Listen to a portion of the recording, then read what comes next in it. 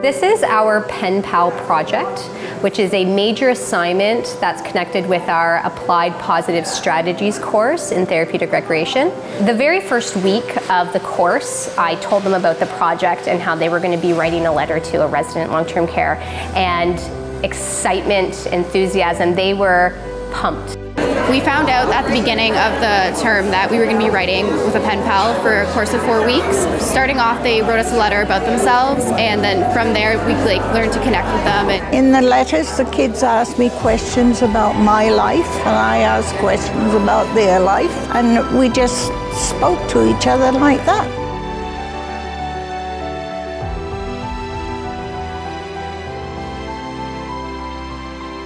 So the idea was to bring two generations together through a pen pal project, putting pen to paper, something that our residents are very familiar with as a past practice in the way that they used to communicate with loved ones, family, and friends generations ago.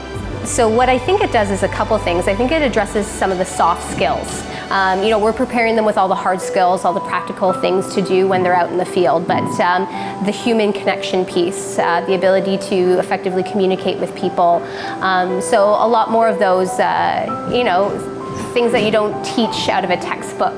I always knew I wanted to work with seniors, but when you actually get to work with them while learning, everything comes together so much more because you get the background of the education, but you also get to apply it. I feel so good about this one assignment, and to know that this is going to be my job in the future, I'm ecstatic. I couldn't ask for a better field to be in, knowing that this is how I'm going to feel on a daily basis, that I'm making other people feel this way.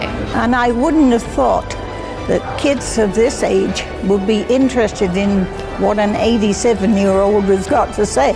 And it made me feel that life was worth living again.